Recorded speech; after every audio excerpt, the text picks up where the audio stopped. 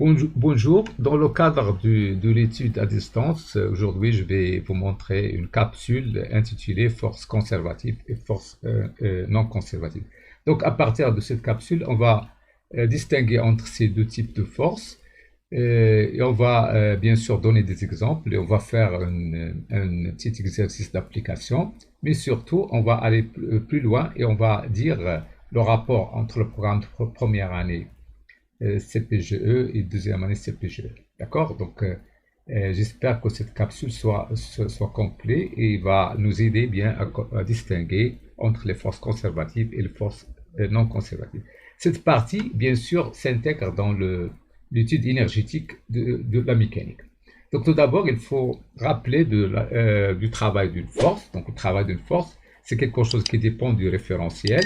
Il s'agit tout simplement de l'intégrale F fois dr, donc c'est-à-dire c'est une circulation. Donc, au sens mathématique, c'est une circulation de F. Donc, le travail élémentaire, ça va être tout simplement delta W est égal à F dr.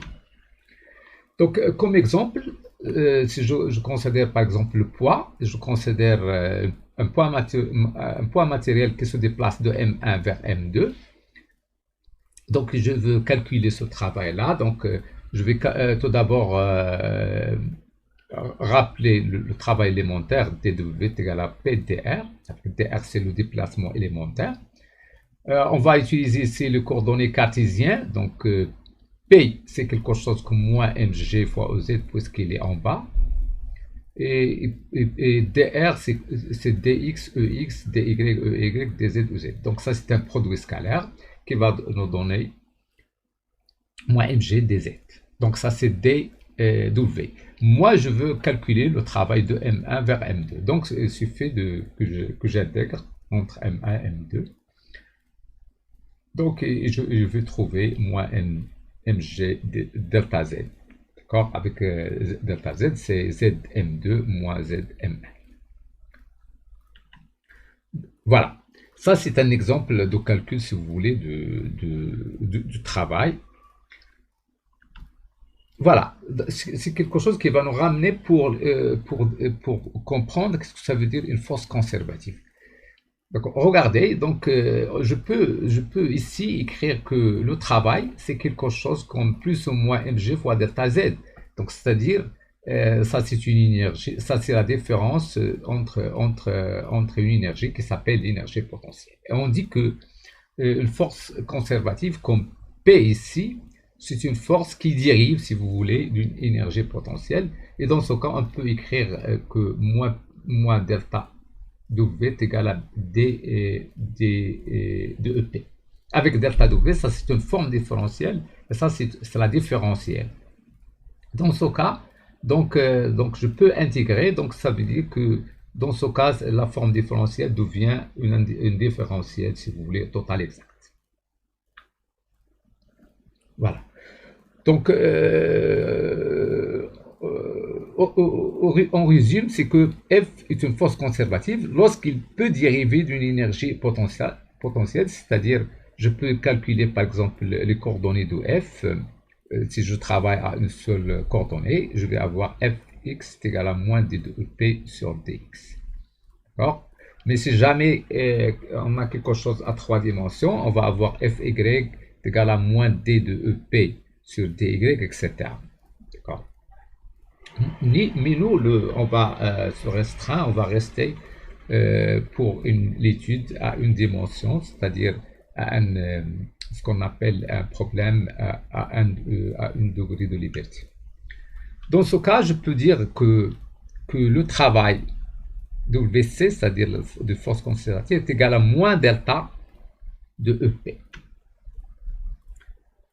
Bien sûr, voilà. Un autre exemple de force conservative autre que P, donc c'est par exemple la force de rappel, d'accord, la force de rappel exercée par un ressort qui est donnée par moins KL moins L0, avec L0 c'est la longueur à vide, donc qui est ici L moins L0 égale à X, ça veut dire moins K X. Est-ce qu'on peut écrire delta W comme D de EP? Oui, c'est ça. C'est ça ce qu'on veut faire. Donc voilà. Donc il suffit que je travaille avec les coordonnées cartésiennes. Donc je vais avoir dr égale à dxex. Donc je remplace. Je vais avoir moins kx d de x, quelque chose que je peux intégrer. Donc c'est-à-dire que c'est une force, est une force conservative. Parce que c'est quelque chose qui va, ça c'est une forme différentielle et on sait le calculer, c'est-à-dire elle devient une différentielle. Donc je peux écrire comme ça, avec ça qui entre parenthèses s'appelle l'énergie potentielle. Et bien sûr, cette énergie potentielle s'appelle l'énergie potentielle élastique. Bien sûr, comme l'énergie potentielle gravitationnelle ici. Maintenant, les forces non conservatives. Donc, les forces non conservatives sont des forces qui dépendent du chemin suivi. Donc, on va voir un exemple, si vous voulez. Donc, les forces de frottement. Donc, ce sont des, bien sûr, elles vont dissiper l'énergie, ça veut dire. Qui dit conservative, ça veut dire il conserve, on verra ça par la suite, il conserve l'énergie mécanique. D'accord? Il conserve l'énergie mécanique. Qui dit non conservative, ça veut dire qu'il dissipe et qui gaspille, si vous voulez, l'énergie mécanique. Voilà. Donc les forces de frottement, qu'est-ce qu'il fait? Ils vont dissiper l'énergie mécanique qui devient une autre forme d'énergie comme l'énergie thermique. D'accord? On sait que l'énergie se conserve, mais le type d'énergie, je parle du type d'énergie, l'énergie mécanique. Voilà, donc voilà un exemple de calcul. Je considère par exemple la force de frottement. Donc je veux faire passer un point matériel de A vers B. Donc j'en ai deux possibilités pour faire ça. Soit je fais passer A vers la particule de A vers B par le contour qui est en rouge, soit je vais emprunter l'autre chemin, ça veut dire je vais passer de A à B en passant par O. Donc on va tout d'abord calculer le travail, d'accord, le travail est en passant par O, de A à B en passant par O. Donc j'en ai de A à O. J'en ai R, parce que toujours RT, donc il est opposé au mouvement, donc ça va avoir ce sens-là. Et de O en B, elle va avoir ce sens-là. En coordonnée cartésienne, DR, c'est celle-là. De A à B, je vais diviser l'intégrale, ça va être de A à O, plus de O en B. Je remplace RT ici, puisqu'il est dans ce sens, c'est quelque chose de positif, plus RTEX. Et je remplace RT ici, moins RTEY. Ici, donc DR, c'est DX, puisque je suis sur cet axe. Et ici, c'est DY, puisque on est sur cet axe. Tout calcul fait, je vais trouver moins 2A fois RT. Ça, c'est le travail, si vous voulez, de ce travail, le travail effectué lorsque je passe de A à B à travers. Maintenant, si j'emprunte l'autre trajectoire, ça veut dire que je vais passer de A à B comme ça. Ici, donc c'est un axe, un quart de cercle, donc on va utiliser les coordonnées polaires qui sont plus convenables. D'accord? Et RT ici, c'est les opposés au mouvement, donc elle va être comme moins RT au θ. Donc le produit scalaire va me donner moins RT fois A dθ, et j'intègre entre 0 et P sur 2, c'est un quart de cercle, donc je trouve moins A RT P sur 2. Donc tout d'abord, voyez-vous que l'énergie, donc c'est négative, donc c'est une c'est pas moteur, mais c'est plutôt résistif, d'accord? C'est un travail résistif, non pas un travail moteur. Le travail moteur, c'est un travail qui enrichit le système, si vous voulez, qui est point matériel. Il leur donne de l'énergie. Mais le travail résistif, c'est celui qui gaspille et qui gaspille l'énergie de la particule. Donc ça, c'est la première remarque. La deuxième remarque, c'est que le travail est différent. Donc ça veut dire que le travail dépend du chemin suivi par la particule. Voilà, et puisque ce travail-là, comme je viens de dire, gaspille l'énergie, donc effectivement, le travail de force non conservative est égal à la variation de l'énergie mécanique. Donc, si je somme les deux expressions, cette expression, regardez, cette expression-là et l'autre, celle-là, regardez, donc le travail total, je considère un système qui est la somme de travaux conservatifs plus travaux non conservatifs, va me donner effectivement delta EC. D'accord?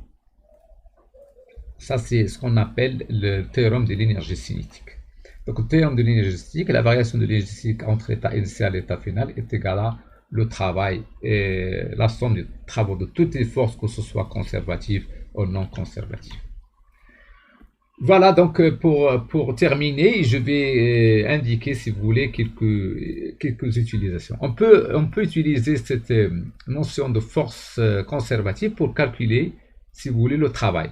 Donc, au lieu de calculer la circulation, on peut calculer à travers tout simplement la différence de potentiel qui est plus facile. Pour interpréter justement l'énergie potentielle, donc c'est une énergie qui sera stockée. Donc, lorsque une force conservative travaille, il va, si vous voulez, il va enrichir le système par une énergie qui sera stockée et qui sera restituée par la suite. La circulation d'une force conservative sur un contour fermé donne quelque chose qui est nul, d'accord? Alors que pour une force non conservative, ça donne quelque chose qui est non nul. Et pour aller plus loin, donc, et pour relier un petit peu avec l'étude qui sera faite en deuxième année, donc, je dirais bien que le rotationnel d'une force conservative égale à 0. Le rotationnel d'une force conservative est égal à 0. Alors que pour une force non conservative, le rotationnel est différent de 0. Donc Fc dans ce cas va avoir la forme suivante. Puisqu'il dérive d'une énergie potentielle, on va dire que Fc est égal à moins si vous voulez, gradient de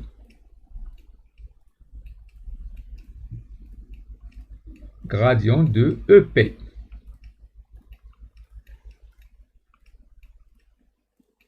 De l'énergie potentielle, d'accord? Donc, le rotationnel, c'est ça ce que ça veut dire, rotationnel égale à 0. Donc, la circulation pour un contour fermé égale à 0. Pour une force non conservative, ça c'est différent de 0, d'accord? Et donc, le FNC est différent, bien sûr, il n'existe pas d'énergie potentielle pour laquelle F non C est égal à gradient. Voilà.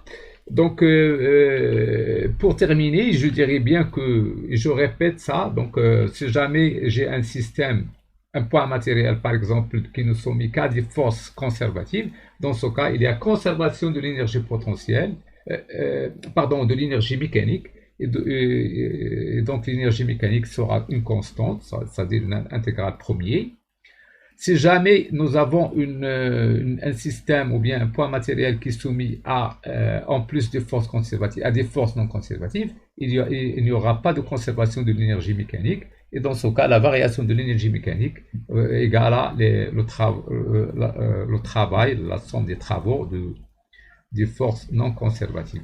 Merci et au revoir. Je vous donne rendez-vous, Inch'Allah, pour une autre capsule de la mécanique ou bien autre matière. Merci, au revoir.